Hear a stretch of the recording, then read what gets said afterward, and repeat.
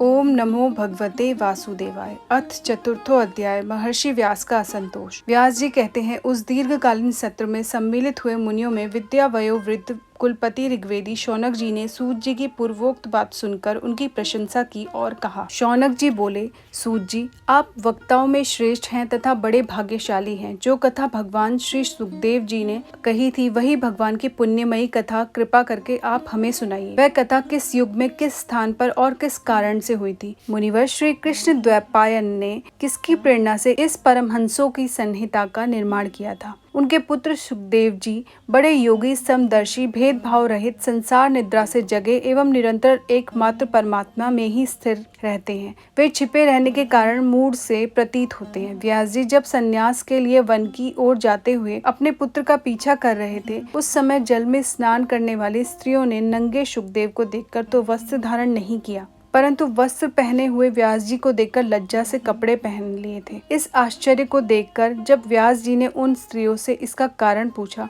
तब उन्होंने उत्तर दिया कि आपकी दृष्टि में तो अभी स्त्री पुरुष का भेद बना हुआ है, परंतु आपके पुत्र की शुद्ध दृष्टि में यह भेद नहीं है। कुरु जांगल देश में पहुंचकर हस्तिनापुर में वे पागल, गूंगे तथा जड़ के समान विचरते होंगे। नगरवासियों ने उन्हें कैसे पहचाना? पांडव नंदन राजर्षि परीक्षित का इन मौनी सुखदेव जी के साथ संवाद कैसे हुआ, जिसमें यह भागवत संहिता कही गई? महाभाग श्री सुखदेव जी तो गृहस्थों के घरों को तीर्थ स्वरूप बना देने के लिए उतनी ही देर उनके दरवाजे पर रहते हैं जितनी देर में एक गाय दूही जाती है। सूत जी, हमने सुना है कि अभिमन्यु नंदन परीक्षित भगवान के बड़े प्रेमी भक्त थे। उनके अत्यंत आश्चर्यमय जन्म और कर्मों का भी वर्णन कीजिए। वे तो पांडव वंश के गौरव बढ़ाने वाले सम्राट थे। वे भला किस कारण से साम्राज्य लक्ष्मी का परित्याग करके गंगा तट पर मृत्यु पर्यंत अनशन का व्रत लेकर बैठे थे? शत्रुघ्न अपने भले के लिए बहुत सा धन लाकर उनके चरण रखने की चौकी को नमस्कार करते थे। वे एक वीर युवक थे। उन्होंने उस दुस्त्यज लक्ष्मी को अपने प्राणों के साथ भला क्यों त्याग देने की इच्छा की? जिन लोगों का जीवन भगवान के आश्रित है, वे तो संसार का परम कल्याण, अभ्युदय और समृद्धि के लिए ही जीवन धारण करते हैं। उसमें उनका अपना कोई स्वार्थ नहीं होता।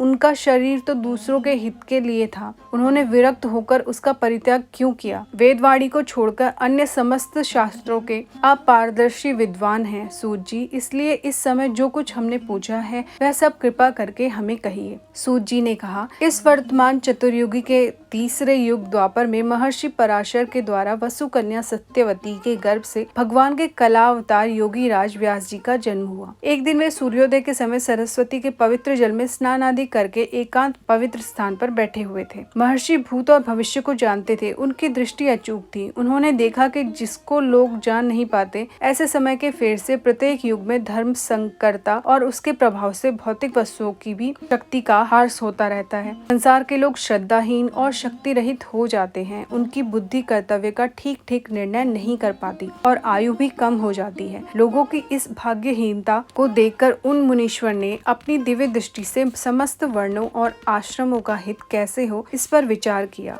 उन्होंने सोचा कि वेदोक्त चातुर्होत्र कर्म लोगों का हृदय शुद्ध करने वाला है। इस दृष्टि से यज्ञों का विस्तार करने के लिए उन्होंने एक ही वेद के 4 विभाग कर दिए। व्यास जी के द्वारा ऋक्, यजु, साम और अथर्व, इन 4 वेदों का उद्धार हुआ। इतिहास और पुराणों को 5वां वेद कहा जाता है। उनमें से ऋग्वेद के पैल, सामगान के विद्वान जैमिनी एवं यजुर्वेद के एकमात्र स्नातक वैशंपायन हुए। अथर्ववेद में प्रवीण हुए दरुण नंदन सुमंतु मुनि। इतिहास और पुराणों के स्नातक मेरे पिता रोमहर्षण थे। इन पूर्वोक्त ऋषियों ने अपनी अपनी शाखा को और भी अनेक विभागों में विभक्त कर दिया। इस प्रकार शिष्य पर शिष्य और उनके शिष्यों द्वारा वेदों की बहुत सी शाखाएं बनाई गई। कम समझ वाले पुरुषों पर कृपा करके भगवान वेद व्यास ने इसलिए ऐसा विभाग कर दिया कि जिन लोगों को स्मरण शक्ति नहीं है या कम है, वे भी वेदों को धारण कर सके। स्त्री, शूद्र और पति द्विजाति तीनों ही वेद श्रवण के अधिकारी नहीं हैं। इसलिए वे कल्याणकारी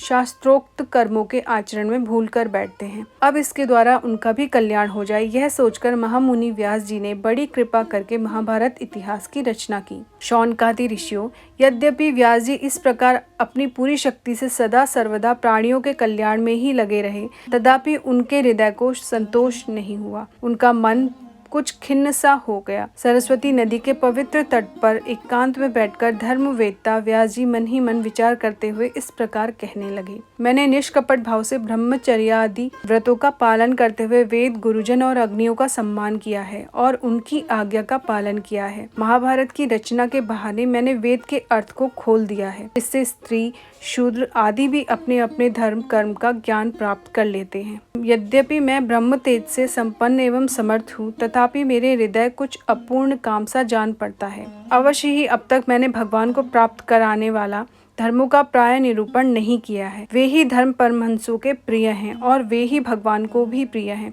श्री कृष्ण द्वैपायन व्यास इस तरह अपने आप को अपूर्ण सा मानकर जब खिन्न हो रहे थे, उसी समय पूर्वोक्त आश्रम पर देवर्षि नारद आ पहुँचे। उन्हें आया देख व्यास जी तुरंत खड़े हो गए। उन्होंने देवताओं के द्वारा सम्मानित देवर्षि नारद की विधि पूर्वक पूजा की। इति श्रीमद्भागवते महापुराणे पारमहंस्यां संहितायां प्रथम स्कंदे नैमिषयोपाख्याने चतुर्थोऽध्याय। हरे कृष्णा।